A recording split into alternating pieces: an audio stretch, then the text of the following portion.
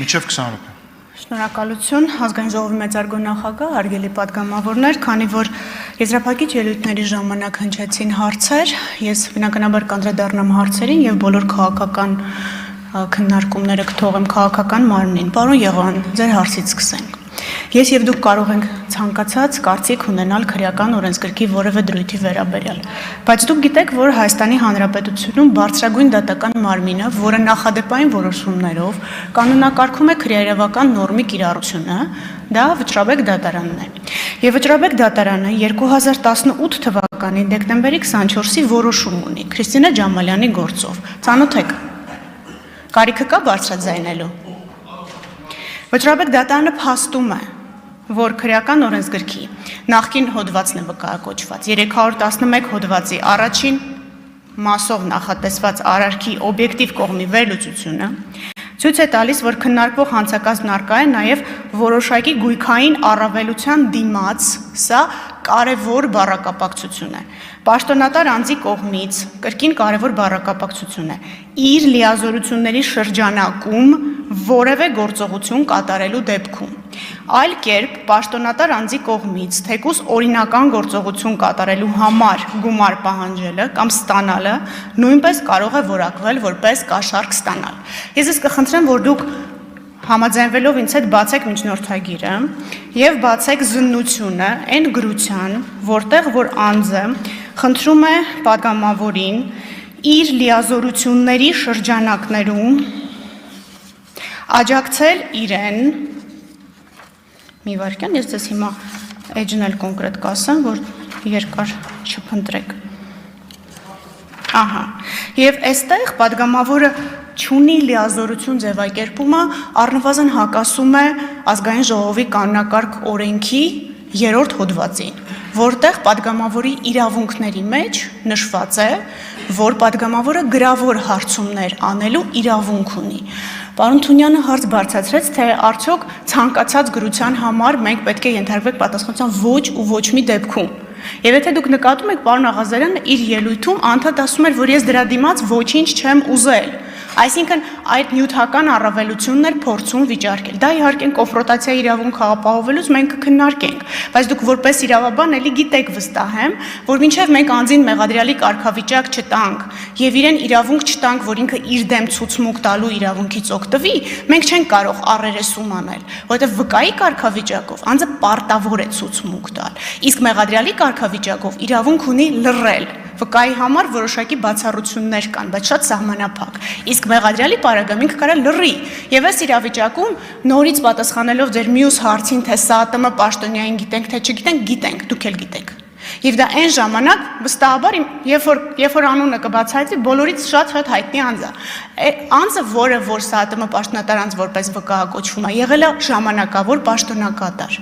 Պարոն Գաբրիելյանն ինձ ասում է, որ դե հիմա դուրս գանք մի 100 հոգու հեռախոս սպասարկվելու է այս Բաղրամյանի ալեհավաքով։ Շատ լավ, իհարկե սպասարկվելու է, բայց դուք ուշադրություն դարձրել եք, որ իրանք զանգ են ունեցել այդ ընթացքում։ Դուք նկատել եք, որ այդ օրը առավոտյան Հովիկ Աղազարյանը ինքն է զանգում Սլավիկին, եւ Սլավիկի հեռախոսը սպասարկվում է այդ ժամանակ Արմավիրում։ Հետո երբ որ իրանք հանդիպում են, Աղազարյանը ինքն է զանգում Սլավիկին, այսինքն մենք չենք ասում, որ այդ պահին Բաղրամյան փողոցով անցնող բոլոր անձանց ում հեռախոսները սպասարկվել են իրար հետ կապ ունեն։ Չէ, մենք ասում ենք Սլավիկը չի ստում սրա մասին։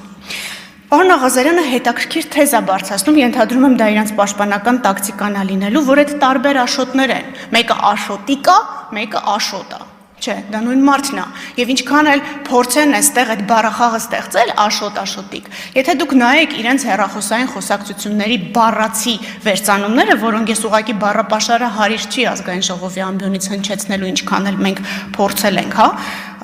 ավելորդ բառերը մեջից բազմակետերով զտել, որպեսզի չվիրավորենք ոչ մի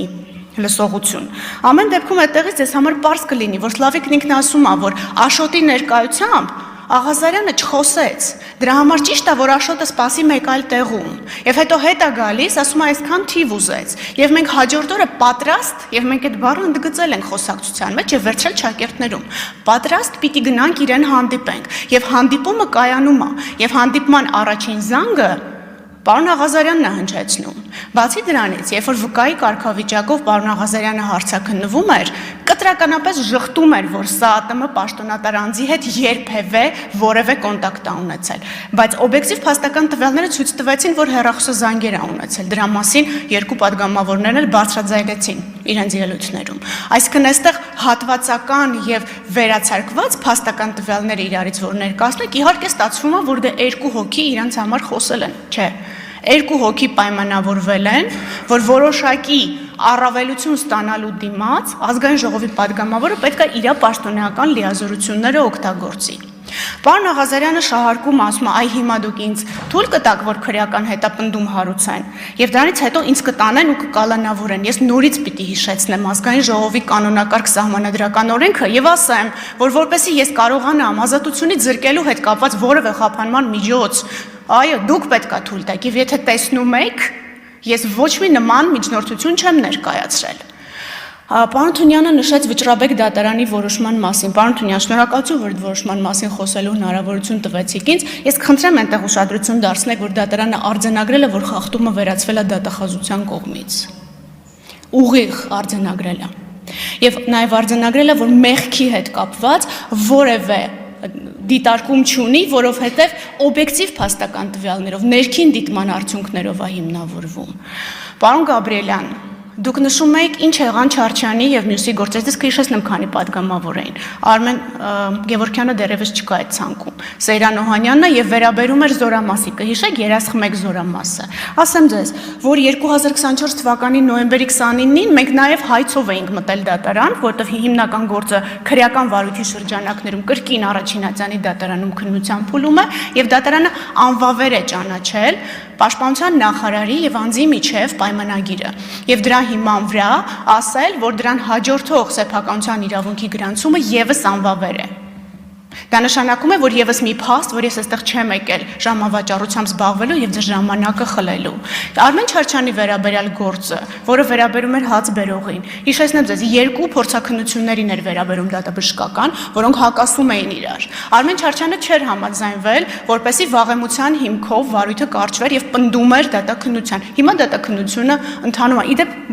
դրմբաց դատաքննություն է, կարող եք հետևել։ Եվ այս պահին, քանի որ ես ենթադրում եմ, որ նման հարցադրում կլինի, առավոտյան ճշտել եմ, որ երկու փորձաքննությունների կեղծ լինելու վերաբերյալ հենց ապացույցների հետազոտման փուլն է, ինձ թվում է հետաքրքիր կլինի լսել այդ դատավարությունը։ Իդեպ Սեյրան Օհանյանի եւ մյուսների վերաբերյալ դատավարությունը բաց չի, որովհետեւ եթե հիշում եք, այնտեղ մի դրվագ կար, գաղտնի էր, այդ պատճառով միացվեց իրար, վարույթները գաղտնի են, դրա համար չեմ կարող ձեզ լրացուցիչ տեղեկատվություն տալ։ Եթե ինչ-որ մի հարցի մասին կմոռանամ ասել, խնդրում եմ ինձ հիշեցրեք հարցը, բայց ինձ թվում է բոլորը նշել եմ։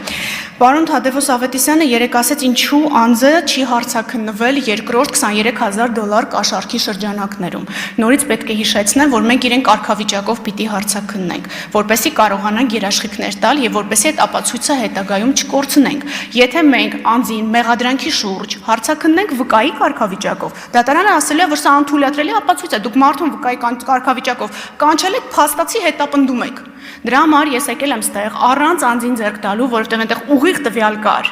$23000 եւ $300,000 դրամի հափշտակներություն կաշառքի վերաբերյալ եւ այս պարագայում ես պիտի ստանամ կարգավիճակ, որպեսզի կարողանամ անձին եւ հարցաքննել եւ վստահաբար առերեսել։ Ինչ վերաբերում է չափերի հետ կապված, պարոն Գաբրիելյան, $8000 հանգամանքը ընդունում է պարոն Աղազարյանը, բայց մենք շարունակում ենք պնդել 23000-ի փաստը, որովհետև հակառակ դեպքում, եթե պարոն Աղազարյանը ճիշտ է ասում, որ ինքը տարվա ընթացքում, պարոն Եղվան, ներողություն եմ խնդրում, եթե տարվա ընթացքում փոխառություններ է վերցրել, բոլորս պաշտոնատար անձինք ենք, այդ թվում պարոն Աղազարյանը, պարտավոր է հայտարարագրի 8000-ը Պարտավոր եք հայտարարագրել։ Շատ լավ, կգաք եւ կապը կհիմնավորեք։ Մենք ձեր ոչ մի իրավունքը երբեք, պարոն Աղազարյան, չենք սահմանափակել։ Այսօր էլ ես եկել եմ կանգնել եմ այստեղ եւ ձեզ բոլոր փաստերը ներկայացնում եմ, որպեսզի հնարավորություն ունենաք ձեզ կարգավիճակով լսելու։ Ինչ վերաբերում է ավելի շուտ չգալուն, հարգելի պատգամավորներ, պատվարժան պատգամավորներ, ես այսքան ապացույց, որ վարույթի ընթացքում ձեռք եմ բերել, նախաքննությունը գրեթե ավարտված եկել եմ, դեռևս դժգոհություններ կան հիմնավորվածության, կապերի մասին, պատկերացնում եք, ես մի տարի առաջ գայի, երբ որ այս բոլոր գործողությունները արված չէր, միանգամից մերժելու էիք։ Իդեպ այդ նույն տրամաբանությամբ է, որ անընդհատ քննարկվում է կալանքը որպես պատժիչ գործի կալանքը եւ այլն, հենց առաջինը դատախազությունն է շատ դեպքերում դեմ լինում կալանքը տանելուն ինչի, որովհետև դատարանները այդ փուլում սկսում են մեղքի հարց քննարկել, սկսում են այդ ապացուցողական բազայի շրջանակում ասել, որ հիմնավոր կասկած չկա։ Եվ եթե նկատել եք, ոչ մի падգամավորի վերաբերյալ գործով ես երբևէ կալանքի մասով որևէ հարցադրում ազգային ժողովի առաջ չեմ բարձրացրել, որովհետև մեզ համար այդ վերջին ամենալուրջ խափանման միջոցը այս գործերով կարևոր չի։ Մենք ունենք արդեն այնքան փաստական տվյալ, որ մենք կարող ենք այս գործերը ուղարկել դատարան։ Դուք կհամաձայնվեք, թե չեք համաձայնվի, հարգելի падգամավորներ, դա ձեր որոշելիքն է, բայց անջատված մասով գործը ես ուղարկելու եմ դատարան։ Ինչու եմ ասում ես, որովհետև ես հսկողություն եմ իրականացնում հակակոռուպցիոն կոմիտեի նկատմամբ։ Դատական ակտի արդյունքներով նորից եմ գալու։ Եվ այնքան ժամանակ, մինչև գործի լրիվությունը կապահովվի եւ կկարողանանք վստահ ասել, թե ով էր ճիշտ, ով էր սխալ։ Այս առումով որևէ չասեմ, ճնշում բառեսը շատ ասացիք, որևէ պարտականություն ձեզ վրա դնել, որևէ մեր պատասխանատվություն ձեզ վրա թողնել չկա։ Դուք եկեն մարմինը, որ մեզ թույլ եք տալի հետապնդում հարուցել։ Եթե այդ դրույթը չունենք, մենք հետապնդում կհարուցենք, կուղարկենք դատարան։ Ոնց որ անում ենք մյուս բոլոր գործերով։ Անընդհատ շահարկվում է, սա կգա հաղորդման ժամանակը կխոսենք արդարացման դատական ակտերի թիվը։ Գիտեք ինչքան է։ 1.8%։ Եվ ես մանրամասն կխնդրեմ, որ ծանոթանաք մեղադրանքի դրվագներին։ Մենք շատ ոչ իրավաբանական լեզվով ենք գրել եւ շատ փաստահեն թվերով ենք գրել, որպեսզի ձեզ համար հասկանալի լինի, թե դատարանները քանի գործ են այս տարի ավարտել։ 40% ավելի, քան անցյալ տարի։ Դա ահռելի ցուցանիշ է։ Եվ այս առումով կխնդրեմ, երբ որ մենք մեղադրանքի մասին ենք խոսում, հա, ես հասկանում եմ քաղաքական ամբիոնը, քաղաքական հարթակը եւ այլն, իհարկե սա շատ հարմար առիթ է, որպեսզի մյուս բոլոր մեղադրանքների վրա ստվեր գցենք եւ այլն, չմոռանանք, որ գործ ունենք փաստերի հետ։ Հիմա ես կարող եմ ծերից ծեր ընթերցել բոլոր ապացույցները, բայց չեմ ուզում ձեր ժամանակը խլել։ Տրամադրված է 20 օր առաջ, տրամադրված է ամենայն մանրամասնությամբ։ Մեկ-մեկից քննադատում են փաստաբանները, ասում են դե արդեն պատրաստի մեղադրանքով ես գնում, չէ, հարգում եմ ազգային ժողովի ժամանակը, որովհետև ինձ հարցեր են տալիս, ես էլ այդ հարցերի պատասխանները պիտի ունենամ։ Եթե ես որևէ հարց մոռացա, խնդրում եմ ինձ այդ մասին ասել։ Իմ մոտ տպավորություն էր, որ չեմ մոռացել որևէ հարց։ Ինչպես։ Հա, պաշտոնատար անձին ինչու չենք հարցաքննել, որովհետև մեզ առաջին հերթին անհրաժեշտ էր հարցաքննել Հովիկ Աղազարյանին կարգավիճակով, հետո նորեն անձին, որովհետև կախված նրանից, թե ինչ կասի Հովիկ Աղազարյանը, կարող է նաև կասկածանքի կամ մեղադրանքի շուրջ մենք ստիպված ենք հարցաքննել, չգիտեմ, ենթադրում եմ, նաև երկրորդ պաշտոնատար անձին, արդյունքում էլ հաստատ ցուցմունքները չեն բռնելու, ստիպված են կլնելու առերեսել։ Ինչու եմ առերեսում բառը անդադ պնդում, դա պարտադիր դատավարական գործողություն է, որը մարդու իրավունքների եվրոպական դատարանը պահանջում է արդար դատաքննության իրավունքի տեսանկյունից իրականացնել։ Մենք բազմաթիվ ընդդեմ Հայաստանի վճիռներ ունենք, որտեղ ասվում է, որ դու չես ապահովել անձի իր դեմ ցուցմունք տված անձին հարցման ենթարկելու իրավունքը, եւ մենք ձգտում ենք դա ապահովել նաեւ նախաքննության փուլում, որպեսզի կարողանանք ամբողջությամբ նաեւ դատարանում լսել եւ չունենալ խնդիր, որ նախաքննությունում չեք լսել, եկել եք դատարանում եք լսել։ Դա կոչվում է անձի կոնֆրոնտացիայի իրավունք։ Որևէ հարց մոռացա, հարգելի падգամավորներ։ Չենք առերեսել։ Մենք, հա, մի վարքյան, այն երկու անձինք մեր մոտ ունեն մեղադրյալի կարգավիճակներ, այդ թվում կաշառք տալու գործով։ Պարոն Աղազարյանը չի հարցաքննվել որևէ մեղադրանքի շուրջ։ Մենք պարոն Աղազարյանին այդ փուլում դեռևս որևէ մեղադրանքի վերաբերյալ հարց տալու հիմքեր չենք ունեցել։ Մենք հետագայում ենք զննել հեռախոսների տեղակայումները, հետագայում ենք տեսել, որ զանգերը համընկնում են, հետագայում ենք տեսել, որ պարոն Աղազարյանը եկավ վկայի կարգավիճակով ասաց, ես չեմ զանգել ՍԱՏՄ պաշտոնատար անձին։ Դրանից մենք տվյալ ենք ձեռք բերել, որ սուտ է խոսում։ Եվ երբ որ դուք ասում եք, որ մի դատված անձի ասածը հիմք եք ընդունում, Աղազարյանի ասածը հիմք չեք ընդունում, եթե ձեզ մեկը մի անգամ սուտ է ասում, դուք հետո նայում եք, արժանավատ եք համարում սուտը, մենք չէ։ Նախաքննությունում ամեն դեպքում չէ։ Եթե մի բան մարդը ասում է չի եղել, հետո բացում ենք, տեսնում ենք եղել է, հետո գալիս ասում է ինչ որ անհասկանալի բացատրություն, ասում եք սպասի։ Մինչև դու կարգավիճակ չունենաս, էլ քրեական դատավարությունում, իսկ այսօր գիտեք տեսագրվում են բոլոր հարցաքննությունները։ Եվ դրանից նաև դուրս է գալիս են բոլոր խոսակցությունները, մեզ ճնշեցին, մեզ նեղեցին, մեզ չգիտեմ ինչ արեցին, դես ու դեն։ Հա, մոռացա։ Հարցը ինչես թե մենք կարող է ճնշել ենք այս մյուս անձին եւ այս մի ամբողջ դրամատիկ օպերան կազմակերպել ենք, որպեսզի հենց Հովիկ Աղազարյանին մեղադրանք առաջադրել։ Եթե նման որևէ ելակետ լիներ, Այդ անձանցից որևէ մեկ արդեն հավատացեք բոլոր ատյաններում դրա մասին բաղավել էր, ոչ թե գոռացել էր, որովհետև իրենք անցնում են շատ ծանր էլի կոռուպցիոն գործով։ Ավտոմեքենաների հետ վարորդական իրավունքների հետ կապված կաշառքներ տալու, միջնորդներ լինելու գործով։ Այս անձինք բնականաբար դա իրենց համար արհեստ է, այս տեսակ գործունեությամբ զբաղվելը եւ պատահական չի, որ նման անձանց հեռախոսներից է դուրս գալիս նման տեսակի տեղեկատվությունը։ Նորից եմ ուզում կրկնել, ձեր օրինական լիազորությունների հետ կապված ոչ մեկ երբեք իրավապահ մարմնից չի ասելու ինչի եք արել։ Վճռաբեկ դատանի նախադեպային որոշման իմաստով, եթե դրա դիմաց որևէ գույքային առավելության նույնիսկ խոստում եք տվել, Աղազարյանը երեք ենթադրաբար հեգնելով գլխով շարժում էր անում, հա, գլխով շարժումն էլ, ամեն ինչն էլ այսօրվա քրեական օրենսգրքի իմաստով համարվում է առաջարկն ընդունել։ Առաջարկը չընդունելու մի տարբերակ կա, երկու տառից է բաղկացած, ասում են ոչ։ Կնայենք, կտեսնենք, կանենք, եսի ինչ, սենց բոլոր միմիկաները եւ ժեստիկուլյացիաները համարվում են առաջարկին համաձայնվել։ Ինքը հատված հանցակազմը։ Հատված հանցակազմ նշանակում է, որ արարքը շատ կարճ է։ Էսա, եթե էլ ինչ-որ բան մոռացա հարգելի պատգամավորներ, հարգելի խորհրդարան։ Հարցու պատասխան չի կարող լինել տիկին դատախազ։ Ինչպես։ Հարցու պատասխան չի կարող վերածվել։ Չէ, եթե մոռացա ուղղակի խնդրում եմ հիշեցնել, որովհետև ամեն ինչ նշում եմ ստացել։ Կարծում եմ մի երկու րոպեից եւս մեկ միջնորդություն ենք քննարկելու, կարծում եմ եթե կլինենք, կխնդրեմ, որովհետև մենք շատ տարբեր թեմաներից խոսացինք հարգելի նախագահ, ես կուզեմ, որ մենք չմոռանանք ինչի մասին է նիստը, ինչ ենք քննարկում, որովհետև շատ հաճախ ես այդ փաստարկը լսում եմ, այ դու կարևոր հարցերը թողած, այ մեզ մեղադրանք ես առաջադրում։ Իմ գործը մեղադրանք առաջադրելն է, եւ հետեւելը, որ այդ մեղադրանքը դատանում չփշրվի, ոնց որ դուք եք ասում, եւ հետեւել ոչ թե ռեպրեսիվ, այլ հետեւել իրավաբանությամբ։ Ու դրա ապացույցն է նաեւ պետական շահերի պաշտպանության ոլորտում բավարարվող հայցերը։ Հարց չի առաջանում, ոնց եղավ։ Պրոֆեսիոնալ ներկայացրած հայցերի հիման վրա։ Այսօր խոսալու միակ լեզուն դա է։ Շնորհակալություն։ Տիկին դատախազ կարող ենք ձեզ պետք է ժամանակ նախապատրաստվել, որովհետև միանգամից անցնենք հաջորդ հարցի քննարկմանը։ Եթե խորհրդարանը հոգնած չի, չէ, խորհրդարանը մենք վարկյան ուղղակի վերցնենք, հա, հարգելի պատգամավորներ, այժմ մենք քննարկում ենք ազգային ժողովի պատգամավոր Տարոն Մարգարյանի նկատմամբ քրեական հետապնդում հարուցելու համաձայնություն տալու մասին Հայաստանի Հանրապետության գլխավոր դատախազի միջնորդությունը։ Ձայնը տրվում է Հայաստանի Հանրապետության գլխավոր դատախազ Աննա Վարդապետյանին միջնորդությունը ներկայացնելու համար։ Մինչև 20 րոպե։ Խնդրեմ տիկին դատախազ հանեցեք։ Ես ինչ ծվոցա։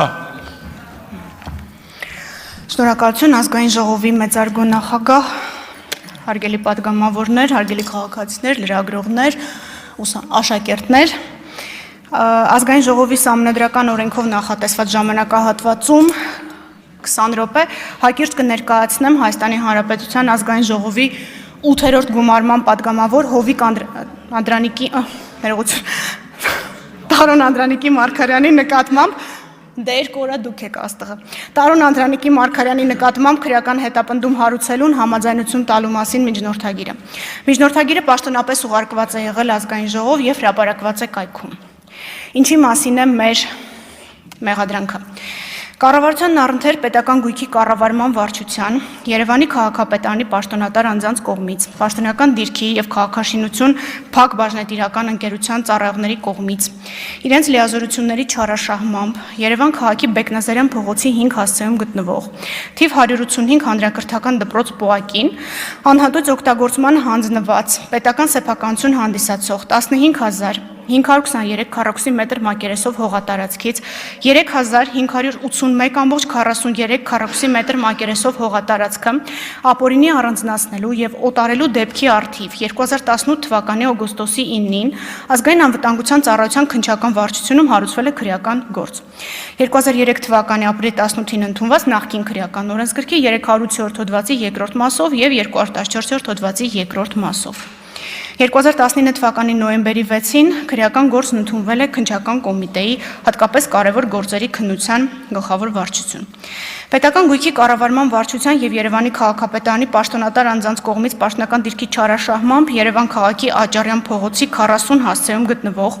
Երևանի թիվ 16 հատուկ դպրոց Պոակի զբաղեցրած 13172 քառակուսի մետր մակերեսով հողատարածքից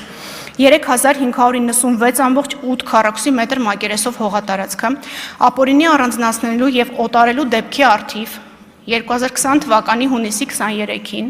քննչական կոմիտեի Երևան քաղաքի քննչական վարչության Ավան եւ Նոր վարչական շրջանների քննչական բաժնում հարուցվել է քրեական գործ կրկին նախկին քրեական օրենսգրքի 308 հոդվածի 2-րդ մասով նախատեսված հանցագործության հատկանիշներով 20 թվականի հունիսի 29-ին քրեական գործն ընդունվել է քննչական կոմիտեի հատկապես կարևոր գործերի քննության գլխավոր վարչություն եւ նույն օրը միացվել է նախորդ քրեական գործին Երևանի քաղաքապետարանի պաշտոնատար անձանց կողմից պաշտոնական դիրքի եւ քաղաքաշինություն բաժնետիրական ընկերության ծառայողների կողմից իրենց լիազորությունների չարաշահմամբ Երևան քաղաքի Ավանեսով փողոցի 12 հասցեում գտնվող Երևանի թիվ 64 նախադպրոցական ուսումնական հաստատություն հողակից զբաղեցրած 6453 քառակուսի մետր մակերեսով հողատարածքից 580.63 քառակուսի մետր եւ 863.34 քառակուսի մետր մակերեսներով հողատարածքները ապօրինի առանձնացնելու եւ օտարելու դեպքերի առթիվ 2018 թվականի հուլիսի 3-ին Ազգային անվտանգության ծառայության քննչական վարչությունում հարուցվել է քրեական գործ կրկին նախկին քրեական օրենսգրքի 308-րդ հոդվածի 2-րդ մասով եւ 214-րդ հոդվածի 2-րդ մասով նախատեսված հանցագործությունների հատկանիշներով 20 թվականի մարտի 4-ին քրեական գործն ընդունվել է քննչական կոմիտեի հատկապես կարևոր գործերի քննության գլխավոր վարչության վարույթ իսկ 20 թվականի հունիսի 29-ին որոշում է կայացվել երկու վարույթները միացնելու մասին Երկու վարույթներից անջատվել է մեկը, որը ըստ մեղադրանքի Արման Գալուստի Սահակյանի Նախկին քրեական օրենսգրքի 308 հոդվածի 2-րդ մասով, Տարոն Անդրանիկի Մարգարյանի 308 հոդվածի 2-րդ մասով 3 դրվագ, Անդրանիկ Մազմանիկ Քասարյանի 308 հոդվածի 2-րդ մասով 4 դրվագ եւ 314 հոդվածի առաջին մասով կրկին 4 դրվագ, Արսեն Սերյոժայի Ամյանի 308 հոդվածի 2-րդ մասով 4 դրվագ, Հայկ Արտուշիկ Գյուրեղյանի 38-308 հոդվածի 2-րդ մասով եւ 38-314 հոդվածի առաջին մասով, Արամ Արտավազդի Ենգոյանի 38-300 հոդվածի 2-րդ մասով, Տիգրան Կարլենի Փոթիկյանի 38-300 հոդվածի 2-րդ մասով, Միքայել Լևոնի Հակոբյանի 38-300 հոդվածի 2-րդ մասով, Հայկ Հենրիխի Պետրոսյանի 38-300 հոդվածի 2-րդ մասով 2021 թվականի դեկտեմբերի 30-ին ուղարկվել է դատարան։ Հակակոռուպցիոն դատարանի 2024 թվականի մայիսի 10-ի որոշմամբ Արամ Ենգոյանի նկատմամբ քրեական հետապնդումը դադարեցվել է Քրեական դատավարության օրենսգրքի նախկին քրեական դատավարության օրենսգրքի 35 հոդվածի առաջին մասի 6-րդ կետով սահմանված ոչ արդարացնող հիմքով վաղեմության ժամկետն անցած լինելու հիմքով Հակակոռուպցիոն դատարանի 24 թվականի սեպտեմբերի 19-ի որոշմամբ Հայկ Գյուրեղյանի նկատմամբ քրեական հետապնդումը դադարեցվել է կրկին ոչ արդարացնող վաղեմության ժամկետն անցած լինելու հիմքով Հակակոռուպցիոն դատարանի 2024 թվականի հոկտեմբերի 21-ի որոշմամբ Հայկ Պետրոսյանի նկատմամբ քրեական հետապնդումը դադարեցվել է կրկին ոչ արդարացնող վաղամության ժամկետն անցնելու հիմքով Հակակոռուպցիոն դատարանի 24 թվականի հոկտեմբերի 24-ի որոշմամբ Տիգրան Փոթիկյանի նկատմամբ քրեական հետապնդումը դադարեցվել է ոչ արդարացնող վաղամության ժամկետն անցած լինելու հիմքով Հակակոռուպցիոն դատարանի 2025 թվականի փետրվարի 4-ի որոշմամբ Արման Սահակյանի նկատմամբ եւ Տարոն Մարգարյանի նկատմամբ քրեական հետապնդումը կրկին դադարեցվել է Քրեական դատավարության օրենսգրքի 35 հոդվածի առաջին մասի 6-րդ կետով սահմանված ոչ արդարացնող վաղամության ժամկետներն անցնելու հիմքով։ Նշեմ, որ երկու մեղադրյալներն էլ որևէ դիրքորոշում դատարանում չեն հայտնել մեղադրանքի վերաբերյալ։ Մենք ունենք մի մեղադրյալ, որը չի համաձայնվել մեղադրանքի հետ, բայց դատական նիստերի ընթացքում երբևէ չի հնչել մեղադրանքի հետ անհամաձայնություն, հնչել է միջնորդություն, որպեսզի ոչ արդարացնող հիմքով վաղամության ժամկետն անցած լինելու հիմքով քրեական հետապնդումը դադարեցվի։ Հիմա նաև մի փոքր ավելի հասկանալի կենցաղային լեզվով փորձեմ բարձրաբանել, թե ինչա տեղի ունեցել այս 3 դպրոցների, 1 դպրոց եւ 2 մանկապարտեզների հետ։ Երևանի քաղաքապետարանի եւ կառավարության առընթեր պետական գույքի կառավարման վարչության իրավասու աշխատակիցների կողմից պաշտոնական դիրքը օգտագործելով հանցավոր ճանապարհով ստացված առանձնապես խոշոր չափերով գույքից Բեկնազարյան փողոցի 5 հասցեում գտնվող 185 հանրակրթական դպրոց Պոակի, Աճարյան փողոցի 40 հասցեում գտնվող թիվ 16 հատուկ դպրոց Պոակի, Երևան համայնքի սեփականություն հանդիսացող թիվ 64 նախադպրոցական ուսումնական հաստատություն Հոակի զբաղեցրած տարածքներից անհիմն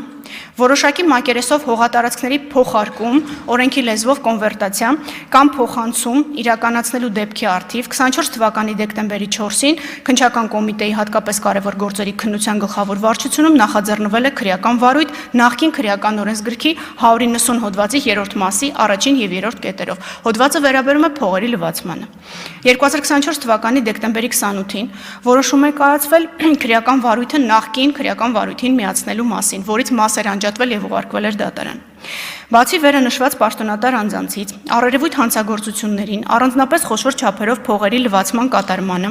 Երևան քաղաքի Աջափնյակ վարչական շրջանի, Էրեբունի վարչական շրջանի, Երևան քաղաքի Աճարյան փողոցի 40 հասցեում գտնվող Երևանի թիվ 16 հատուկ դպրոց Պուհակի, Երևան քաղաքի Ավանեսով փողոցի թիվ 12 հասցեում գտնվող Երևանի թիվ 64 նախադպրոցական ուսումնական հաստատություն ՀՈԱԿ-ի եւ Երևան քաղաքի Համո Բեկնազարյան փողոցի 5 հասցեում գտնվող թիվ 185 հանրակրթական դպրոց Պուհակի իրավասու պաշտոնատար անձանց, ինչպես նաև պաշտոնատար անձ չհանդիսացած, սակայն հանցավոր ճանապարհով ստացված գույքի փոխարկման կամ փոխանցման գործընթացին այլ անձանց մասնակցության դեպքի առթիվ 25 թվականի հունվարի 21-ին քննչական կոմիտեի հատկապես կարևոր գործերի քննության գլխավոր վարչությունում 2003 թվականի ապրիլի 18-ին ընդունված, այսինքն նախկին քրեական օրենսգրքի 190 հոդվածի 3-րդ մասի առաջին եւ 3-րդ կետերով 308 հոդվածի 2-րդ մասով նախաձեռնվել է քրեական վարույթ, որը նույնպես միացվել է մայր քրեական գործին։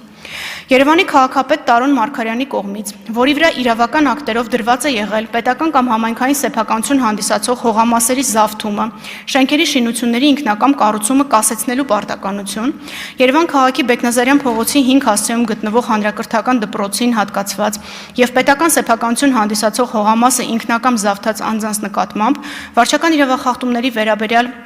օրենսդրությամբ նախատեսված վարչական պատասխանատվության միջոցներ դիտավորությամբ չկիրառելու դեպքի առթիվ 25 թվականի փետրվարի 19-ին քննչական կոմիտեի հատկապես կարևոր գործերի քննության գլխավոր վարչությունում նախկին քրեական օրենսգրքի 315.2 հոդվածով նախատեսված հանցագործության հատկանիշներով նախաձեռնվել է եւս մեկ քրեական վարույթ, որը 25 թվականի փետրվարի 20-ին միացվել է մայր քրեական վարույթին։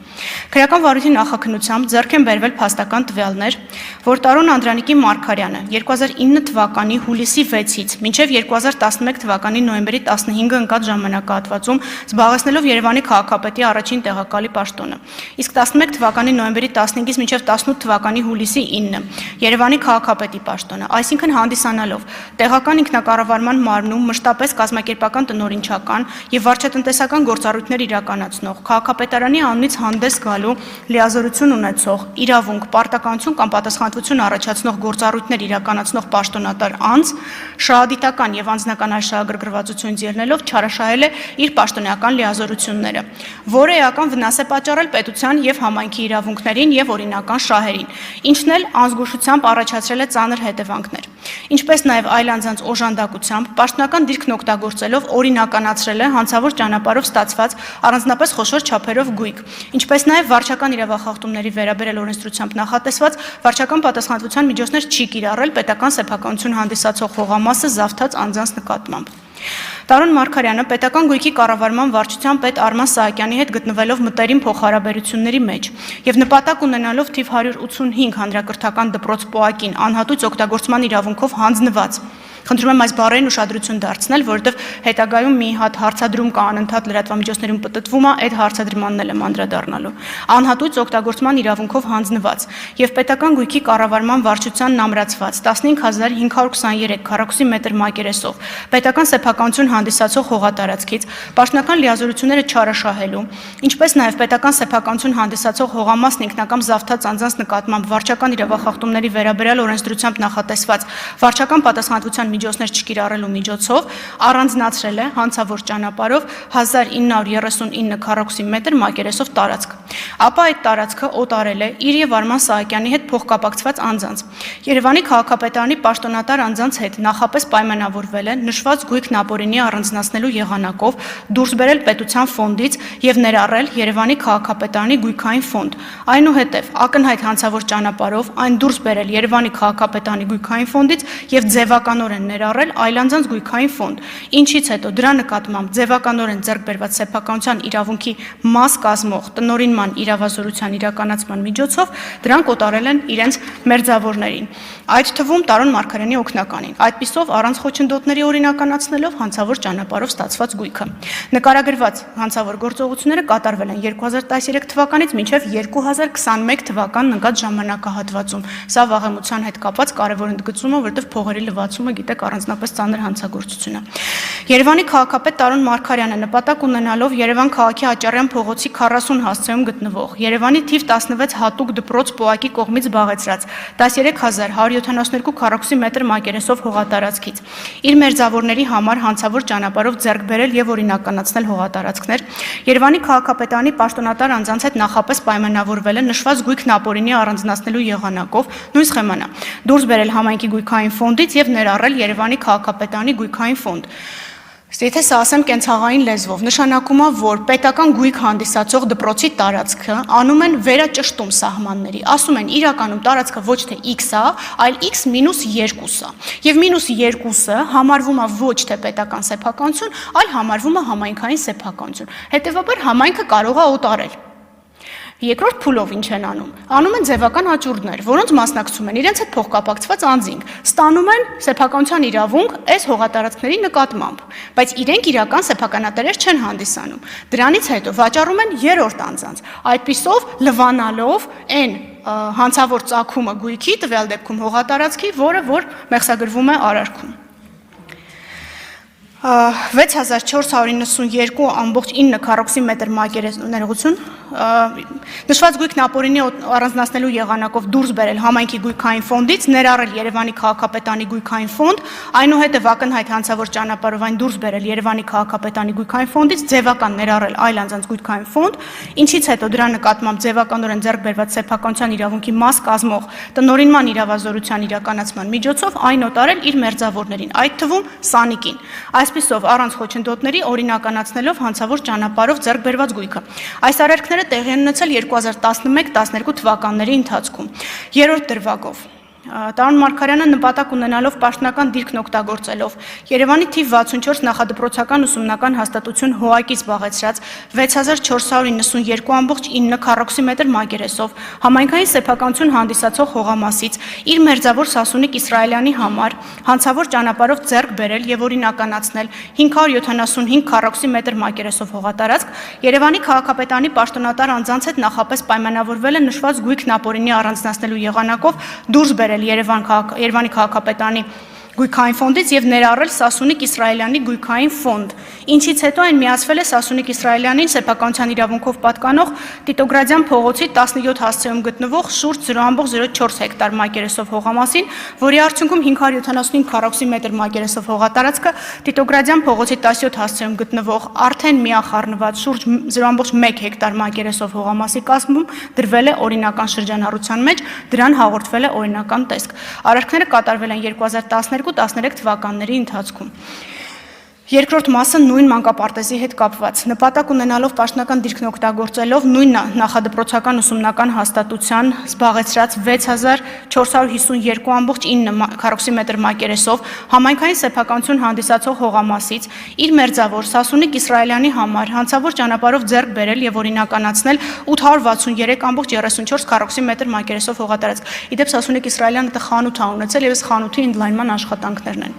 մանկապարտեզի հաշվին։ Երևանի քաղաքապետարանի պաշտոնատար անձանց հետ նախապես պայմանավորվել է նշված գույքն ապօրինի առանձնացնելու եղանակով դուրս բերել Երևանի քաղաքապետարանի գույքային ֆոնդից եւ ներառել Սասունիկ Իսրայելյանի գույքային ֆոնդ, ինչից հետո այն միացվել է Սասունիկ Իսրայելյանի սեփականության իրավունքով պատկանող Տիտոգրադյան փողոցի 17 հասցեում գտնվող շուրջ 0.1 հեկտար մակերեսով հողամասին, որի արդյունքում 863.34 քառակուսի մետր մակերեսով հողատարածքը Տիտոգրադյան փողոցի 17 հասցեում գտնվող արդեն միախառնված շուրջ 0.18 հեկտար մակերեսով հողամասի կազմում դրվել է օրինական շրջանառության մեջ, դրան հաղորդվել է օրինական տեսք։ Արարքները կատարվել են 2014 թվականից մինչև 2015 թվականն ընկած ժամանակահատվածում։ Այսպիսով գնահատելով քրեական վարույթով ձեռք բերված ապացույցները վերաբերելիության, թույլատրելիության, հավաստիության, բոլոր ապացույցների համակցությունը բավարարության տեսանկյունից պետք է արձանագրել, որ առկային բավարար փաստեր ազգային ժողովի 8-րդ գումարման падգամավոր Տարոն Մարգարյանի նկատմամբ քրեական օրենսգրքի 296 հոդվածի 3-րդ մասի 2-րդ եւ 3-րդ կետերով 4 դրվագ, սա փողերի լվացման հոդվածն է գործող քրեական օրենսգրքի շարադրանքում, որը համապատասխանում է նախկին օրենսգրքի 190 հոդվածի 3-րդ մասի առաջին եւ 3-րդ կետերին, քրեական օրենսգրքի 441 հոդվածի 2-րդ մասի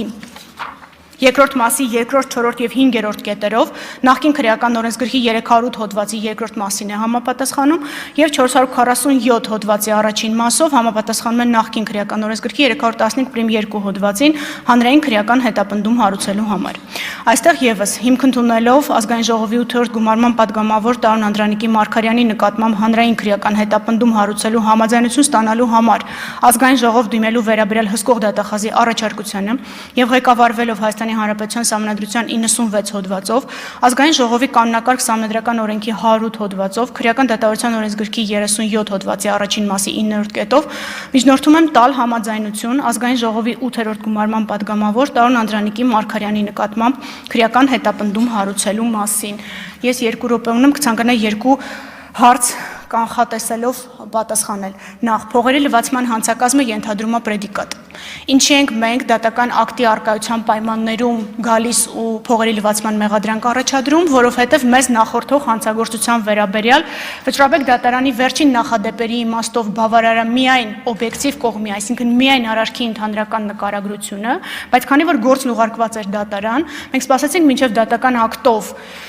որոշում դատարանի կողմից որոշում կլինի եւ կդիտենք նախկինում թույլ տված չարաշահումները որպես պրեդիկատ հանցագործություն, նախորդող հանցագործություն, որն անհրաժեշտ է փողերի լվացման համար։ Դա քրեական օրենսգրքի 296 հոդվածի նկարագրությունից բխում է։ Այսինքն նախկինում արել է հանցագործություն, ձեռք է բերել հանցավոր գույք, դրամական միջոց, հող, շենք, ինչ ասես որ դա կարա լինի, եւ դրա արդյունքում լվացել է այդ գույքը։ Օրինակ, ոնց որ տվյալ իրավիճակում դուրս է բերել դարձել է համայնքի սեփականություն, համայնքի սեփականություն հանդիսացող հողը ձևական աճուրդներով օտարել է իր մտերիմներին, մտերիմները իրական սեփականատերը չեն հանդիսացել, հետո այդ անձինք այդ գույքերը օտարել են երրորդ անձանց եւ իրական գումարները ստացել են այն անձինք, ովքեր պաշտոն են զբաղեցրել տվյալ իրավիճակում։ Մեկ այլ հարց կանխատեսելով ասեմ, որ վաղեմության ժամկետների հետ կապված խնդիր չունենք, նախ բոլորը միացված են մեկ վարույթում։ Ես ինչի ձեզ ծանրաբեռնեցի 3 վարույթների վերաբերյալ նկարագրությամբ, որ Վճռաբեկ դատարանի նախադեպային իրավունքի իմաստով այստեղ իրար ընդհատում են վաղեմությունները եւ մեկ վարույթի շրջանակում նկարագրված մեղադրանքը տվյալ դեպքում վաղեմության ժամկետի հետ կապված խնդիր չունի։ Երրորդը, ինչ է արված մյուս բոլոր անձերի հետ կապված։ Ճիշտ այնպես ինչպես նախորդ միջնորդությունը, որ մենք քննարկում ենք, մենք այստեղ էլ գրեթե բոլոր անձանց մասով բոլոր հիմնական գործողությունները կատարել են, սպասում ենք միայն փորձաքննության տվյալներին, որոնք առաջիկա կարճ ժամանակահատվածում ստանալու ենք։ Ուղղակի ձեզ տեղեկատվություն հաղորդեմ, որ 13 անձի նկատմամբ հետապնդում է հարուցված եւ տարբեր խափանման միջոցներ են ընտրված, հիմնականում ազատությունից զրկելու հետ չկապված, գրավ բացակայելու արգելք, վարչական հսկողություն եւ այլն։ Նախորդ փորձը հաշվի առնելով ասեմ, որ կրկին այս դեպքում մենք չենք միջնորդում падգամավորի նկատմամբ ազատությունից զրկելու հետ կապված խափանման միջոց կիրառելու եւ առանց ազգային ժողովի համաձայնության ազատությունից զրկելու հետ կապված խափանման միջոց կիրառել չենք կարող։ Շնորհակալություն։ Հարցերի համար հերթագրում։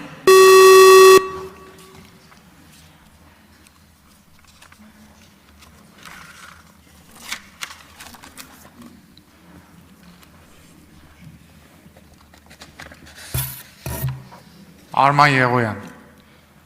Շնորհակալություն, Տիկին Վարդապետյան, իմ հարցը էլի վերաբերելու է Հովիկ Աղազարյանի գործին,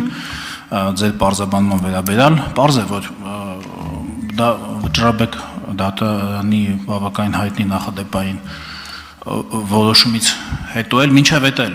իրավունքի փիլիսոփայության տրամաբանությունից պարզ է, որ պաշտոնատար անձի կողմից նույնիսկ օրինական գործողություն կատարել է ապօրինի վճարի դիմաց, էլի կարող է որակվել որպես կաշառք։ Այստեղ հարցը այլ է։ Արդյոք որպես Հովիկ Աղազարյանի կողմից ահա այդ օրինական գործողություն, որի դիմաց ինքը ենթադրաբար կաշառք է ստացել կամ պահանջել կամ համաձայնվել ստանալու, դիտարկում ենք իր կողմից քաղաքին ուղարկված գրությունը։ Ահա սա է իր կողմից կատարված լիազորության կիրառումը, այո, դա դիտարկվում է որպես հանցանքի օբյեկտիվ կողմի սպասարկում։ Այո, եւ եթե նկատեք, ես կխնդրեմ ուղղակի ձեռքից տակ չի միջնորդությունը, զննության մեջ երևում է, որ երբ որ այդ կառուցապատող ընկերությունը Սանիկը դիմում է падգամավորին, ասում է ձեր լիազորության շրջանակներում խնդրում եմ դիմեք քաղաքին։ Եվ ձեր բոլորի մոտ հարց էր առաջանում, բա ինչի է դրանից հետո դիմել քաղաքին, ասում է ընթացք մի տուր։ Ինչի է հորդորում անձին, ասում է գնա քաղաքին, ասա որ ընթացք չտանք։ Այստեղ խոսքը չի վերաբերում ուղիղ շինարարական թույլտվություն տալու կամ որևէ քաղաքաշինական գործառույթ իրականացնելու հետ։ Ինքը իր լիազորությունը տվյալ դեպքում հարցմամբ իրավասու մարմնին դիմելու սահմանադրական օրինական իրավունքը իրականացնում է ապօրինի վարձատրության դիմաց տվյալ դեպքում չի էլ հերքվում։ Հիմա դե բնականաբար փորձը արվում է այդ ամիջը ներկայացնել պարտքեր, ռեմոնտներ, դեսեր, դներ, բայց մեր առնվազն չճշտված է մնում այդ հանգամանքը,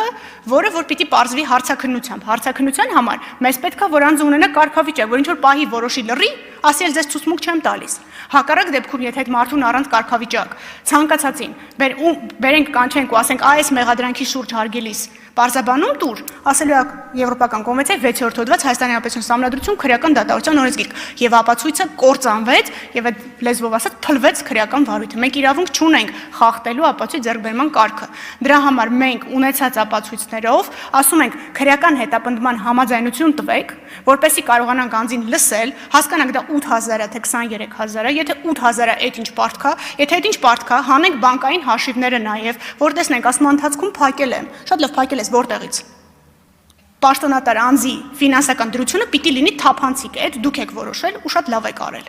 Հիմա այդ թափանցիկությունը ստանալու համար մեզ պետք է լինելու զննել բանկային գաղտնիքը։ Հիմա ոնց զննենք բանկային գաղտնիքը առանց կարգավիճակի։ Այնտեղ շատ բարձր երաշխիքներ ունենք։ Դրա համար առանց քրեական հետապնդման մենք այս բոլոր գործողությունները չենք կարող անել։ Եվ պարոն Գաբրիելյանն հարցը 8000-ը թե 23000-ը երևալու է բանկային գործառնություններից։ Այդ 8000-ը որտեղից ընկավ, 23000-ը որտեղից հայտնվեց եւ այդ պարտք ու պահանջը տարվա ընթացքում այտենց ինտենսիվությամբ ոնց է փակվում։ Պարոն Բագրատյան, կաշառքը բանկով չեն տվել, պարտք ու պահանջն է, փոխառություններն է բանկով, եւ մենք անձի օրինական եկամուտները բանկով ենք տեսնում, անկանխիկ գործառնությունների մասին հանձնառությունն էլ վստահ եմ բոլորս գիտենք, հատկապես պաշտոնատար անձանց մասով։ Արձագանք։ Շատ լավ, այդ դեպքում Տիկին Վարդապետյան հետևել հարցնացակում։ Մյուս դրվագով էլի նմանատիպ գործողություն արել առանց գրություն ուղարկելու, այլ զանգով ըստ մեղադրանքի, բայց մյուս դրվագով իրեն մեղսագրվում է այլ արդեն հոդված, ազդեցություն 438-ն է արդեն իրական կամ ենթադրյալ ազդեցություն օգտագործել նպատակով անձի միջնորդի միջոցով եւ այլն։ Հիմա այս երկու օբյեկտիվ գործողությունների միջև մի դեպքում գրություն է գրել, այն մյուս դեպքում էլ չի գրել։ Գրություն չի գրել զանգով։ Հիմա ավարտում եմ, այսինքն եթե այս մյուս դեպքով էլ գրություն գրել, օրինակ, այս մյուս դեպքով գրություն գրել, էլի սա զուտ այդ գրություն գրելու փաստը Վարդապետյան, խնդրում եմ մի ընդհատեք, պարոն Եղոյան, մի վայրկյան։ Պարոն Եղոյանը հարցը ձևակերպի, դուք պատասխանեք։ Խնդրեմ, պարոն Եղոյան։ Պարոն Ռուբինյան, այսինքն զուտ գրություն գրելու փաստը, որը թվարկված է падգամավորի լիազորությունների մեջ, զուտ այդ փաստը ձեզ թույլ է տվել, որ դուք արարքը որակեք որպես կաշառք, քանի որ ինքը իր լիազորություններն է օգտագործել, այն է գրություն է գրել։ Իսկ զանգի դեպքում դա արդեն որակել եք, քանի որ դա զանգ է եւ ոչ գրություն, որպես իրական կամ ենթադրյալ ազդեցություն։ Ես ճիշտ եմ հասկանում այս երկու հոդվածները, երկու դրվագով մեղսագրելու տրամաբանությունը։ Ճիշտ մեկնաբանեցի, թե այլ հանգամանքներ կան, որոնց բերումով է, որ երկու տարբեր հոդվածներ է մեղսագրվել։ Շնորհակալություն։ Կարող եմ պատասխանել։ Ճիշտ եք, որովհետև հեռախոսազանգ կատարելը իրավունքների, իսկ պաշտոնատար անձանց դեպքում դա լիազորությունը նշված չի։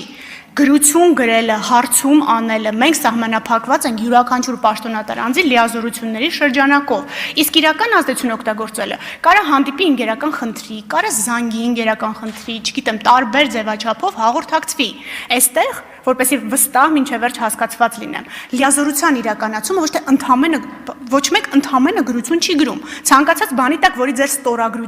տակ ձեր ստորագրությունը, դա նշանակում է լիազորության իրականացում։ Դուք ընդամենը գրություն չեք գրում։ Եվ ձեր մանդատն էլ ընդամենը գրության մասին չի, դուք հարցում եք անում, չէ, անդադ քննարկվեց, ընդամենը պարոն Գաբրիելյանն էլ ասում էր, չէ, մեր մանդատը շատ ուժեղ է, ճիշտ է ասում։ Այսօրվա առաջնային մանդատը ուժեղ մանդատ է, եւ այդ լիազորությունների տրամաբանության մեջ լիազորությունա գրություն գրելը։ Եվ եթե գրությունը բացակայում է, ես չեմ կարող ասել, որ դու քո լիազորությունից բխող բան ես արել։ Ես ասում եմ, դու ընկերական խնդրանք ես արել տվյալ դեպքում, զանգ կլինի, իրար հետ սուրճ խմելուց խնդրել կլինի, միջնորդի միջոցով խնդրել կլինի, այսինքն քո իրական կամ ենթադրյալ ազդեցությունը որպես առաջնային մանդատ ունեցող անձ օգտագործել ես։ Մի դեպքում դու արել ես այն լիազորությունը, իսկ պաշտոնատար անձի համար իրավունք պարտականությունը դա լիազորություն հասկացության մեջ է մտնում, որը նախատեսված է 3-րդ հոդվածով կանոնակարգ օրենքի։ Էսա։ Հովիկ Աղազարյան։ Շնորհակալություն, Տիկին Վարդապետյան, երկու հարց ունեմ։ Ընթերցեմ կարճ բանը 12-րդ էջում է ձեր միջնորդության։ Հատկանշանական է, որ թեև Հովիկ Աղազարյանը հերքել է իր կողմից ՀՀ սննդամթերքի անվտանգության եւ տեսչական մարմնի իրավասու պաշտոնատար անձի հետ հիշյալ հարցի կապակցությամբ որևէ զրույց կամ պայմանավորվածություն ունենալու հանգամանքը այնուամենայնիվ պարզվել է, որ Հովիկ Աղազարյանը զանգել է։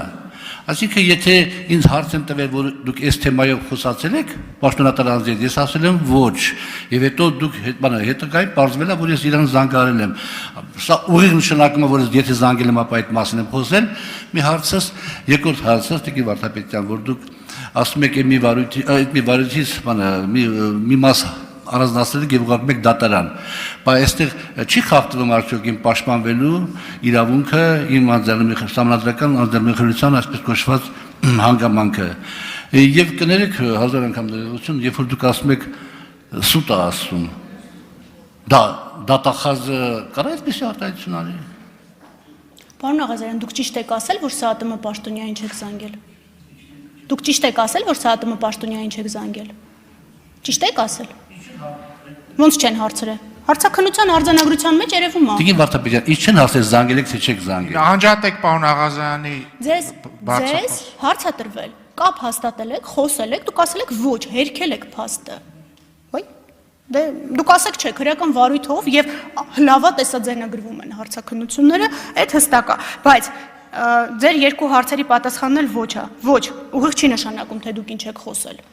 Բայց այդ ձեր խոսակցությունը բարձելու համար ձեզ պետք է առերեսել։ Իսկ առերեսման մասով մեզ պետք է, որպեսզի մենք կարողանանք ձեզ մեղադրանքի շուրջ հարցեր տանք։ Իսկ որպեսզի հարցեր տանք, ձեզ պիտի կարգավիճակ տանք։ Էսա։ Եվ դրանից հետո նոր արդեն հստակ կարելի է հասկանալ, որ մեկը ինչ է խոսել։ Իսկ ինչ վերաբերում է, թե մենք ձեր պաշտպանության իրավունքը խախտում ենք, թե ոչ, չենք խախտում։ Բոլոր վերաբերելի փաստաթղթերը անջատված վարույթում կան։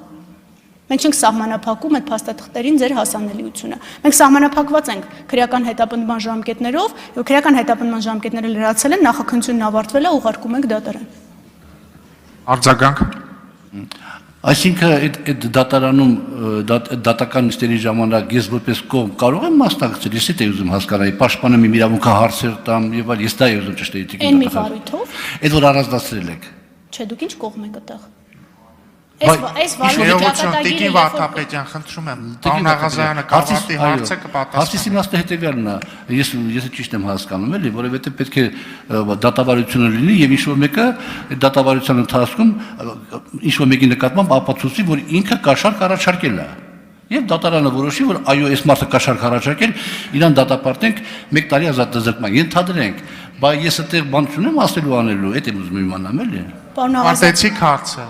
Խնդրեմ Տիկին Վարդապետյան։ Պարոն Աղազարյան, դուք նախաքննությունում եք դեռ, նախաքննությունում վարույթ ունեք։ Երեք խոստանում եք, որ նախաքննությունում եք ապացուցելու ամեն ինչ։ Հիմա ուզում եք գնաք այն մի վարույթով, չգիտեմ ինչ կարգավիճակով ներգրավել չեք կարող։ Ձեր վարույթը նախաքննության փուլում է։ Այն մի վարույթը անջատվում ու ուղարկվում է դատարան։ Դուք ձեր չվերաբերող վարույթով ինչ գործ ունեք դատարանում։ Հարգելի գործընկերներ, հիշեցնեմ, որ քննարկում ենք Տարոն Մարգարյանի վերաբերյալ միջնորդությունը եւ հաջորդը հարց կուղի Վլադիմիր Վարդարյանը, համեցեք։ Դիգի գլխավոր դատախազ, այս հարցարումը չէի բարձրացնի, որովհետեւ իմ կարծիքով դուք չպետք է պատասխանեիք այս փուլում, պարոն Աղազյանին մեղադրանքին առնչվել եւ որևիցե հարցին, որովհետեւ այդ հարցի քննարկումն ավարտված է, բայց քանի որ սկսել եք, ես ասեմ, որ ձեր հետ համաձայն չեմ, ձեր այն մեկնաբանության հետ, որ գրություն գրելու, այո, գրություն գրելը մեր լիազորությունն է միանշանակ, բայց հասկանում եք, ես էլ եմ այդ հարցը դրում երեք հնչեցել պարոն Աղազարյանի հետ կապված, բայց ինչի եք ասում հետ վերցրագրությունը, այստեղ ես էլ եմ խնդիր տեսնում, բայց տեսեք, սա փոխկապակցել, այսինքն պատճառ-հետևանքային կապը գիտեք գրություն գրելու եւ հետ պահանջելու միջեւ այնքան էլ հստակ չի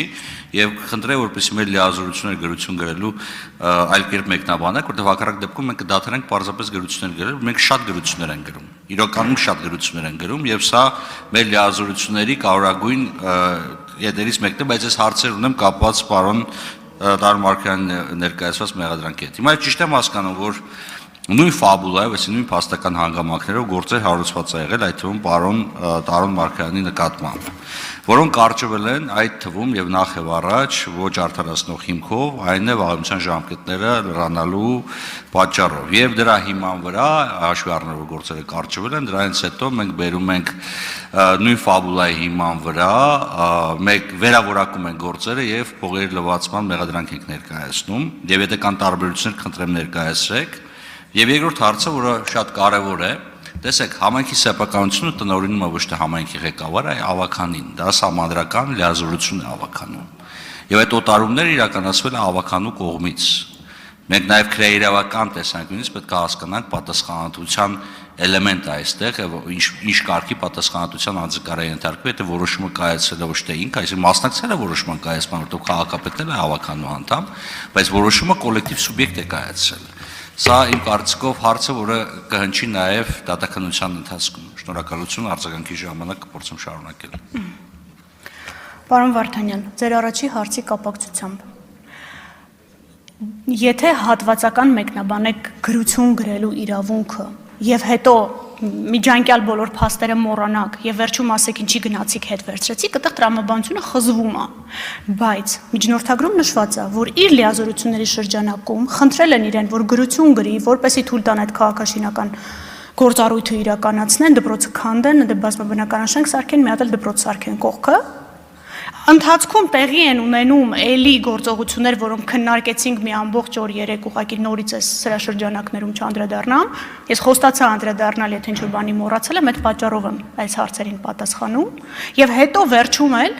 դու ձեզ մոտ էլ էր տարակուսանք առաջացնում։ Բայց եթե ամեն ինչը տենց իդեալական էր, ինչի էր ասում հետ վերցրու։ Ինչի ես ուզում, որ քո պատշաճ լիազորության շրջանակում սկսված վարույթը, որտեղ քաղաքին կոմիտեն բացասական չի արձագանքում։ Ասում է, հա, նպատակահարմար է, կարելի է ներդրումային ծրագիր, բայց նաև այս մարմինների հետ։ Ինչի է այս process-ը կանգնացնում։ Եվ այս հարցի պատասխանն է, որ մենք պետք է ստանանք շարունակվող նախաքննության ընթացքում արդեն կարգավիճակով։ Դե մեր ես խնդրում եմ, որպեսզի թյուրըմբռնում չլինի, նաև բոլոր մեզ լսող անձանց նկատմամբ չստացվի, թե ես եկել եմ ասում գրություն մի գրեք, չէ, ինչքան շատ գրություն եք գրում, այնքան շատ հարց այդ թվում դատախազությունում նորից բարձրացվում է, նորից քննարկվում է քաղաքացիների հարցերը, բարձրացում է ձեր մանդատը դրա մասին է։ Բայց եթե խոսքը գնում է որոշակի առավելության դիմաց դա անելուն, այստեղ կարմիր գիծ է, որը քրեական օրենսգիրքը ինձ լավ գիտեք, հանձնաժողովում 1000 անգամ քննարկվել է, պաշտպանում է։ Դրա համար այս հատվածական մեկնաբանությունը խնդրում եմ մի տվեք։ Ես չեմ ասում լիազորություն գրեցիր, դրա համար կաշառք վերցրեցիր, չէ։ Դու ասիր, որ դու քո լիազորությունը կօգտագործես քեզ տված ֆինանսական առավելության նկատմամբ։ Հələ երեգել խոսքի մեջ ասվեց, որ էժան գնովել բնակարան։ Այսինքն առավելություն, որը էլի բխում է ինչ-որ կարգավիճակից։ Հələ դա հարցի մյուս կողմն է։ Եվ նոր վերջում արդեն, երբ որ այս ամբողջ խմորումները տեղի են ունենում, ասում եմ գնագրությունը հետ վերցրու։ Թող քաղաքին կոմիտեն ընթացք չտա։ Սրա մասին է։ Ինչ վերաբերում է ձեր նշած բարձրացրած հարցին, պարոն Վարդանյան, Վճռաբեկ դատարանը ունի նախադեպ մեկ այլ գործով եւ շատ թարմ 2019 թվականին, որտեղ ես անդադ սպասում եմ այդ կրկնակի դատապարտման հարցը, դրա համար ես նախադեպը վերցրած եկել եմ, որտեղ ինձ էլ էր առաջին հերթին այդ հարցը հետաքրքրում, բայց հենց նույն դատախազության այն դիրքորոշումը 2019 թվականի, որ նախկինում թեկուզ ոչ արդարացնող հիմքով կարճված, բայց նույն վարույթի շրջանակում հետագայում փողերի լվացման մեղադրանքում նույն փաստերի օգտագործումը կրկնակի դատապարտում է, դատարանները գտել են, այդ թվում միահամուռ բոլոր դատարանները գտել են, որ ոչ։ Դա միջդատական վարույթում գտնվող գործի մասին է, դրա համար դատաքննական համարը նախաքննության համար, դատաքննական համար չի նախաքննության համարը, բայց եթե ձեզ մասնագիտական առումով հետաքրքիր է, կարող եմ տրամադրել ծանոթացման։ Սա կրկնակի դատապարտման մասով ձեր մտահոգության տեսանկյունից մի րոպե էլ կտակ պատասխանեմ վերջին հարցին։ Ինչ վերաբերում է համայնքի ավականուն, միջնորդագրում շատ մանրամասն նշված է, թե դպրոցի սահմանները վերաճշտելու ժամանակ, որ մեկը ինչա արել։ Եվ այստեղ չի գնացել ավականու որոշումներով, այստեղ գնացել է ձևական աճուրդներով։ Ինչ են արել, ասել են դպրոցի տարածքը ոչ թե X-ը, այլ մինուս ինչ-որ մի միավոր, եւ այդ ինչ-որ մի միավորը, ուրեմն պետական կառավարման կոմիտեի լիազորությունը չի, իդեպ երկու օր մամուլում շրջանառվում է, բա կառավարությունը ոնց է այդ տարածքները տալիս, շատ պարզ է, որովհետև կառավարությունն է որոշում ու հատկացնում։ Տվյալ դեպքում կառավարության որոշումն են շրջանցել, ոչ թե ավականու, պարոն Վարդանյան։ Այստեղ իրենք փորձել են ցույց տալ, որ սա ուղղակի համայնքի սեփականությունը եւ դրել են աճուրդի համայնքի սեփականությունը։ Ոչ թե օտարել են, ոնց որ երկու վկայակոչված փաստաբաններ վկայակոչվում, երկու վկայակոչված դպրոցների դեպքերով, որտեղ որ կառավարության որոշմամբ է դպրոցին հատկացված հողատարածքը հետ վերցվել եւ հատկացվել ներդրումային ծրագրին։ Իդեպ նույն Տարոն Մարգարյանի պրակտիկայում կա մի դեպք էլ, որը մեկ այլ քրեական վարույթ է, որտեղ որ Տարոն Մարգարյանը կառավարություն էր ուղարկել հարցը, որպես քաղաքապետ եւ գործել էր լրիվ իր լիազորությունների շրջանակում։ Բայց այդ մյուս վարույթում էլ ներդրումային ծրագիրն էր փոշիացվել եւ այդ պատճառով դարձել էր քրեական գործ։ Այսինքն ներդրումային ծրագիրը, որը խոստացվել էր, 3 կառավարության որոշումներով զրոյացվել էր։ Գիտեք, հայտնի Չայկովսկու դպրոցի հետևի այդ կաթսայատան պատմությունն է։ Այսինքն ասել, որ մենք իր օրինական ճանապարհը չգիտենք, ելի չի ստացվելու, որովհետեւ նույն ժամանակահատվածի 13-14 թվականների ուղիղ գրություններ կան, որտեղ քաղաքապետը գրում է, որ կառավարությունը կարող է այս լիազորությունը իրականացնի։ Հուսամ կարողացա պատասխանել։ Վիլեն Գաբրիելյան։ Ուղղություն, արձագանք։ Շնորհակալություն, Իվ Արտապետյան, շնորհակալություն, ես Աղազարյանի մասին չեմ անդրադառնալու, բայց ելի ասեմ, որ կարծես թե պարոն Աղազարյանը քաղաքապետարանից է ասել դիմում հետ վերցեք, ոչ թե Քաղշինից, բայց դա առանձին պատմություն է, գուցե եւ սխալվեմ, բայց անդրադառնամ այս հարցին։ Տեսեք, հանրային քննարկում է, եւ մենք հանրությանն իրավական մանրամասները չեն կարող ներկայացնել, բայց առնվազն տեսնում ենք ձեր միջնորդագրի մեջ էլ, որ քրեական գործերը կարճվել են վաղեմության ժամկետներով եւ դուք հիմա եկել եք նույն ֆաբուլայով, այսինքն նույն փաստական հանգամանքների հիման վրա այլ հոդվածով որակում եք, այլ հոդվածների հիման վրա, այլ որակման հանցագործություններ հարուցելու, քրեական վարույթներ հարուցելու համար մեր համաձայնությունն եք ակնկալում։ Այստեղ է խնդիրը եւ հարցը հետեւյալն օրինակ ինչու ավելի վաղ չեն հարուցվել այս վարույթները, ինչու ենք սպասել, որ վաղեմության ժամկետներն անցնեն։ Պարոն Վարդանյան, Վճռաբեկ դատարանի նախադեպային պրակտիկային ինձ լավ եք ծանոթ։ 2019 թվականին Վճռաբեկ դատարանը դեռևս չուներ նախադեպային որոշում, որտեղ ասում էր, որ բավարար է միայն արարքի օբյեկտիվ կողմի նկարագրությունը որպես պրեդիկատ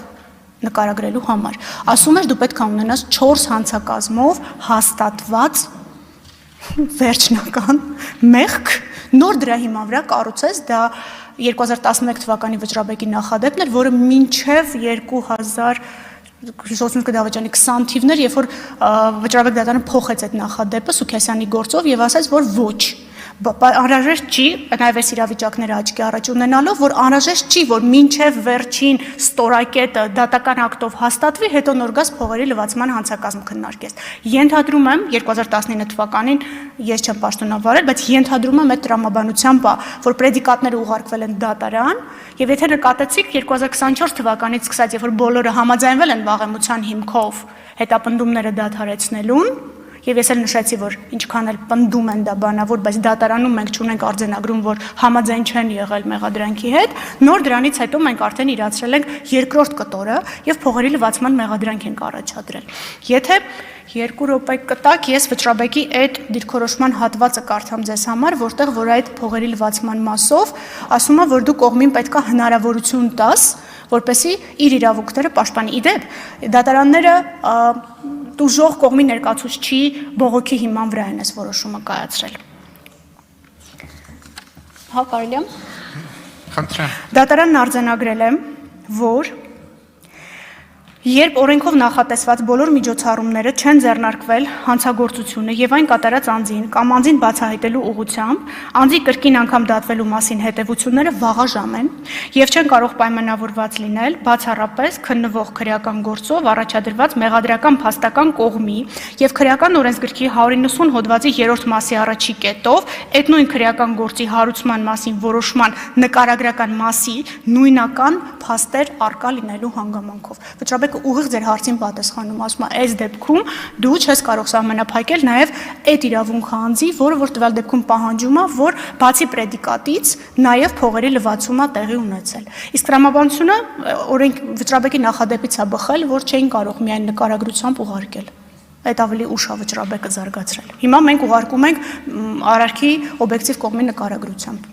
Վիլեն Գաբրիելյան։ Շնորհակալություն։ Տիկին գլխավոր դատախազ, ես իրականում այդ բանն էլ ասեմ, էլի, այս ձևաչափը չի բավականացնելու։ Նյութն է այնքան մեծ է, հարցերը շատ են, բայց երկուսով կփորձեմ սահմանափակվել, որի մեկը ոնց որ դուք պատասխանը տվել եք, էլի, խնդիրը հենց կարծում եմ ամենակարևոր հարցերից մեկը դա է 190 հոդվածը ոնց է հայտնվել այդ պրեդիկատի երևույթի շրջանակում։ Այդ մասը պարզ է, մի քիչ ավելի պրիմիտիվ հարց տամ, էլի, որովհետև ինչ թվում է մարկանցի շատերը հենց տենց էլ հասկանում են, էլի, փողերի լվացում ենք ասում անընդհատ, էլի, հիմա հոդված 190-ը հանցավոր ճանապարհով ստացված գույքն օրինականացնելը փակագծերում փողերի լվացում։ Հոդվածի բովանդակության մեջ, որ նայում ես, բացարձակապես, այսպես ասած, հենց այդ փողերի լվացման երևույթը, որը որ մեզ հայտնի է, ոչ որպես իրավաբանական լեզվով, էլի, փողերի լվացում, ինձ թվում է մարկանցից շատերը հասկանում են, որ ինքը հանցավոր աղբյուրից է այդ գումարը եւ ինչ-որ շղթայի միջոցով ինքը օրինականացվում է։ Հիմա այդ մասը դուք նկարագրեցիք, իհարկե, ես խնդրեմ եւս մի անգամ հստակեցնենք, որ հանրության համար է հնարավորինս պարզ լինի, էլի, ինչի մասին է այստեղ խոսքը գնում։ Շնորհակալություն հարցի համար։ Ավելի հասկանալի ու նաև պրակտիկայից բխող օրինակներ բերեմ։ Երբ որ մենք ասում ենք փողերի լվացում, մենք ի նկատի ունենք միայն դրամը։ Նկատեցիք նկարագրությունը, գույք եւ այլն, այս ամեն ինչը մեջ ներառվում է, այդ թվում հողը։ Եվ երբ որ մենք ասում ենք լվացում, նշանակում է այդ հանցավոր գործողության, որի արդյունքում ձեռք է բերվել այդ գույքը, հողը, մյուսը, եւ վերջնական ձեռք բերող, այս անընդհատ ասում են երրորդ բարեխիղճ ձեռք բերող, չէ՞։ Մենք ինչ ենք փնտրում։ Մենք ասում ենք, այս երրորդ բարեխիղճ ձեռք բերողը բարեխիղճ է, թե չէ։ Այս հանցավոր ծագման եւ վերջնական հանրությանը ներկայացվող մաքուր փողի, մաքուր գույքի, չգիտեմ, ֆինանսական միջոցների միջև կան շերտեր։ Այս շերտերն է, որ կոչվում է փողերի լվացում։ Շերտերը յուրաքանչյուր դեպքում տարբեր, այդ թվում լիազորությունների մեջ տեղավորվող առաջին հայացքից իբրև թե օրինական գործողություններով քողարկվում է, որ այս գույքը հանցավոր ծագում ունի։ Հիմա տվյալ իրավիճակում դպրոցի տարածքը վերաճշտել են, ասել են այս դպրոցինը չի։ Տվել են համայնքին։ Արդեն կա դիրքի չարաշահում, հանցավոր վարքագիծ։ Հիմա այս հանցավոր վարքագիծը պիտի քողարկեն, որ մի օր ես չգամ, օրինակ կամ իմ պաշտոնը զբաղեցնող անձը չգահարցնի այս ինչա։ Դրա համար անում են աճուրդ։ Աճուրդին արտաքին տալիս են տեսք օրինական, իբրև եղել է հրապարակային, իբրև առնվազն 2 հոգի մասնակցել է, հետո մենք քննում տեսնում ենք, որ կամ այդ երկրորդ հոգին չի մասնակցել, կամ ընդհանրապես երկրում չի եղել, կամ այդ երկուսից մեկին այն մյուսը խնդրել ասել է հետս կգաս, որովհետև երկրորդը պիտի լինի։ Այդ ով որ մասնակցել է, փող կապակցված է այդ պաշտոնատար անձի հետ։ Այդ հողը, այսպես ասած, անում են իր անունով, գցում են իր անունով, հա, ժողովրդի մեջ այդ բառն է։ Իր անունով ուղակի էլի իրավիճակներ ունեցել ենք նույն զորամասերի հետ կապված, երասխմեկ, երասխեշկու։ Իրենք իրական սեփականատերերը չեն, բայց իրենց անունով է այդ գույքը։ Դրանից հետո որոշ ժամանակ անց այս գույքերը օտարվում են։ Եվ օտարման արդյունքում ստացած դրամը, ոնց որ օրինակ դրվագներից մեկով, գնում է օրինակ Սահակյան Արմանի բանկային հաշվին 30 միլիոն վարկը մարելու։ Այսինքն այդ ենթադրենք ես եմ եղել, հա, տիրապետողը ճակերտների մեջ, ես ծախեցի պարոն Վարդանյանին, պարոն Վարդանյանը դրեց դա ձեր հաշվին։ Հա, օրինակները սենց բերեմ, որ հասկանալի լինի։ Այսինքն փողերի լվացման հանցակազմը ինքը ինչ որ մի հատ մոնստր չի։ Ինքը ուղակի շերտեր է, հանցավոր ծագման ելակետի եւ վերջում ցույց տրվող օրինական եկամուտի միջև։ Ում հարցնում ես, շատ ներողություն ասում են պապական հարուստ են։ Ես այդ պապական հարուստի շերտերն եմ ման գալիս յուրաքանչյուր դեպքում, երբ որ փողերի լվացման հանցակազմի մասին քննարկում ենք ունենում։ Կարողացա, չէ՞։ Առանց իրավաբանական տերմինների։ Արձագանք չունեք, հարցերն ավարտվեցին, Տիկին Վարդապետյան կարող եք զբաղեցնել ձեր տեղը։ Ձայնը տրվում է ազգային ժողովի